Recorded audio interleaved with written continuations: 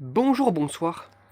Aujourd'hui ou ce soir, on se retrouve pour une nouvelle vidéo. Alors dans cette vidéo, je vais vous faire une dernière mise au point de ces hublots que j'ai installés il y a maintenant 2 ans dans le local. Donc les voici, hein, voilà, ça n'a pas bougé. Ils sont tous là. Pourquoi je compte les remplacer? Parce que ben, il y en a deux trois qui ont pas très bien survécu, hein, c'est de l'occasion, notamment celui-ci qui a son ballast qui était déjà arrivé pété. Les fixations c'est du plastique. Et j'ai essayé de recoller, mais avec la chaleur du ballast, ça s'est redécollé. Bon, c'est de la néoprène, donc ça a pas tenu. Maintenant, j'ai un pistolet à colle, c'est beaucoup mieux. Ce qui me servira pour les maquettes. Mais enfin, bref. Donc, celui-là, il est mort. J'ai en faire de la pièce, ça c'est sûr. Euh, ce hublot Serlam est cassé. Je sais pas ce qui s'est passé. Mais il y a une ouverture qui a pété. Et là, en fait, la vis est passée à travers le trou. Je sais pas ce qui s'est passé. Pourtant, il n'y a pas de ballon ici. On voit qu'il y a une petite fissure et on voit qu'il y a un gros trou. On va le voir à l'allumage, ça. C'est pas normal. Ça, en fait, ça a cassé au niveau du plastique. Et puis sinon, mis à part ça, tout le reste, ça a bien tenu. Et vous savez pourquoi aussi je compte les remplacer? Parce que, ben, regardez. Ça, c'est quand je. Ça, c'était. J'ai mis ça il y a 2 ans, mais. Voilà, c'était issu de ça. De cette bobine de fil. Qui est en réalité une bobine de fil pour tout ce qui est enceinte ou alimentation de ruban LED. Donc heureusement que ce fil a été testé jusqu'à 300 ou 400 volts, parce que sinon, et en plus c'est l'ampérage qui compte le plus, hein. Mais ça n'a pas cuit, ça n'a pas cuit, tant mieux, ça n'a même pas chauffé. Ça c'est quelque chose d'assez bizarre, c'est que ça n'a même pas chauffé, parce que regardez la quantité de luminaire qu'il y a là. Du coup on compte les lampes, plus la puissance des ballasts, et la puissance en déphasage et tout, parce qu'il y a une partie aussi, hein, qu'on ne voit pas, enfin que les lampes ne prennent pas. Et du coup, en fait, il faut ajouter tout ce courant, en fait. En fait, il faut ajouter à la somme tout le courant qui est tiré.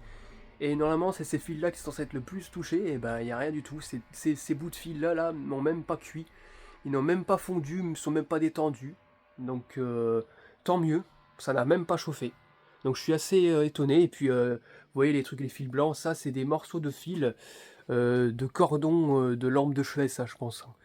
Donc voilà, ceux-là ils sont quand même mieux, ils sont quand même un peu mieux foutus pour résister à ce genre de puissance, mais bon, voilà. Et puis on finit par des fils bleus, rouges là, non, il me semble que c'est du 2,5.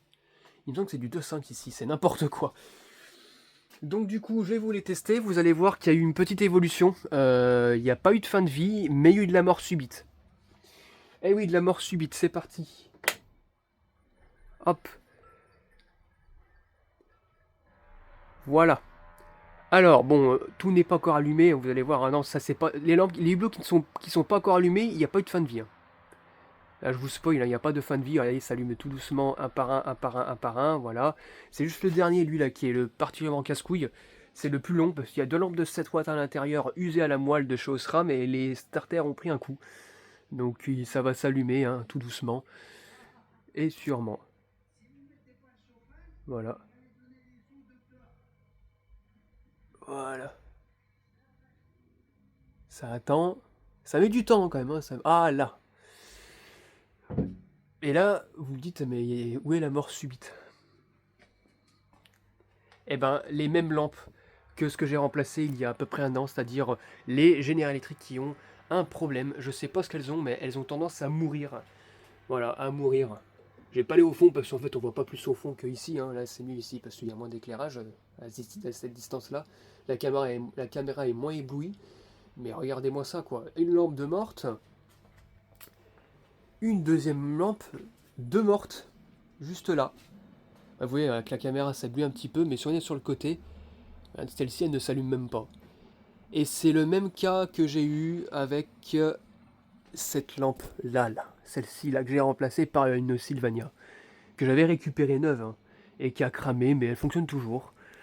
Donc je pense que toutes les génératriques ont plus ou moins un problème. Ça a l'air d'être un général. Je pense que les autres sont voués au même sort. Donc ceux-là, là, celle-ci qui reste encore en vie, celle-ci et puis celle que j'ai pas encore remplacée. Mais ainsi celle-ci qui est au fond, les deux qui sont au fond et l'autre qui est pas encore éteinte. elles sont tombées, je pense, au même sort. Il y a un problème avec les starters. C'est pas un problème d'électrode, parce que, bon, bah, en fait, en soi, les électrodes sont intactes. Hein. La première qui m'a lâché, l'électrode était intacte. Donc, du coup, c'est vraiment un problème de starter. Donc voilà, c'est de la mort subite, et remplacer le starter de sa lampe là, c'est quasiment impossible, parce que si on s'amuse à décapsuler la lampe, on casse le plastique du culot, ou même si on réussit malgré tout à ne pas casser le plastique, on pète les soudures des pins de la lampe. Donc voilà, c'est une galère, c'est même pas la peine. J'ai du stock, donc je les remplacerai. Alors je vous cache pas que je vais faire peut-être un ou deux de la mise en pièce sur ces lampes là, parce que celle-ci je vois que le diffuseur est un peu jauni, mais sans, je sais pas si c'est vraiment du jauni ou si c'est juste de la crasse, mais voilà, c'est pas tout à fait blanc quoi, donc je sais pas. Le reste, je pense que je garderai un modèle de chaque hublot, parce que les serre-lames j'en ai une quantité pas possible, du coup ça ne m'érangerait pas de faire de la mise en pièce. Les ballasts et tout, je vais les récupérer. Je vais tout mettre sur une maquette, tout assembler. Et je pense que je le fixerai quelque part dans ma chambre, ou voilà quoi. J'essaierai de fixer ça quelque part. Voilà. Et du coup, je garderai un ou deux modèles de ce hublot là, parce qu'ils sont ils sont quand même pas mal. Regardez celui-ci. Pourquoi je dis qu'il est cassé? Regardez, la vis, elle est passée à travers. La vis, elle est derrière l'enjoliveur. Donc ça a cassé, je sais pas comment.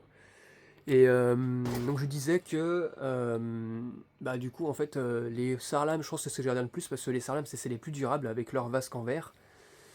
Les pumas, honnêtement, celle-ci, ne me demandez pas de la garder, hein, voilà. Je pense que je vais peut-être éventuellement garder celle-ci, ou celle-ci, je verrai bien, mais j'ai gardé au moins un modèle de chaque. Mais bon, vous imaginez que je vais pas pouvoir tout garder, parce que je les fous où après? Je les mets où ces hublots? Éventuellement sous les, euh, sous les étagères, je sais pas, mais c'est un peu con quoi. Regardez celle-ci là, on voit que la vasque est un peu jaunie. Donc celle-ci, je vais pas la garder, je pense. Je vais faire de la pièce, de la pièce, de la pièce quoi. Voilà. Et les lampes, je vais les réutiliser ailleurs, je pense. Voilà. Mais en tout cas, ça va être comme je vous ai présenté il y a pas longtemps. Il y a comme 2-3 mois, mais bon, il y a pas si longtemps que ça. Bah, je vais mettre ça à la place. Et ça sera beaucoup plus discret, plus joli. Puis au centre, il y aura autre chose, parce que je vais faire ça comme ça. Je vais mettre des réglettes comme ça. Tac. Et au centre, il y aura autre chose. Peut-être qu'il y aura des Mazda Visa, peut-être qu'il y aura des Trilux. J'ai d'abord utilisé ce que j'ai encore ce que j'ai dans mes étagères. La Trilux, je ne vous ai pas encore présentée. Je vais vous la présenter prochainement. Et puis au niveau des Mazda Visa, bah il n'y a pas de problème. Hein. Voilà. Hein. Pas de problème. Les lampes sont cramées comme pas possible ici, mais il n'y a pas de souci. Celles-ci, elles sont un peu usées avec le temps, mais ça fonctionne toujours. Et les Mazda PLL, non, pas cramées. Voilà.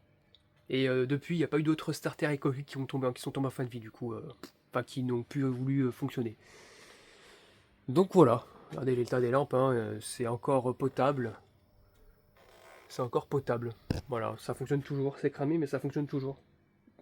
Donc voilà. En tout cas, ceux-là vont rester en place, hein, ça c'est sûr. C'est ces hublots-là qui vont être remplacés par, soit par des réglettes. Peut-être que je mettrai des hublots encore, mais ailleurs cette fois-ci. Peut-être que j'en mettrai plutôt ici, là, pour éclairer le mur. Pourquoi, je sais pas, voilà. Je vais peut-être en réinstaller quelques-uns ailleurs, mais pas au centre en tout cas. Voilà, soit ici pour me marrer, soit quelque part par là. Je verrai bien. Je pense que je vais peut-être en installer ici pour me marrer là. À la lignée comme ça, cul à cul comme ça, pour le style, pour faire un petit peu de, comment dire, de démonstration allumée, mais le reste ça partira en pièces. Donc voilà. Et du coup, vous verrez plus ce fil d'enceinte, ce fil d'alimentation de bande LED dégueulasse. Vous verrez bien. Donc voilà, c'était tout pour cette vidéo. J'espère que cette vidéo vous aura plu. Et à très bientôt pour une prochaine vidéo. Au revoir.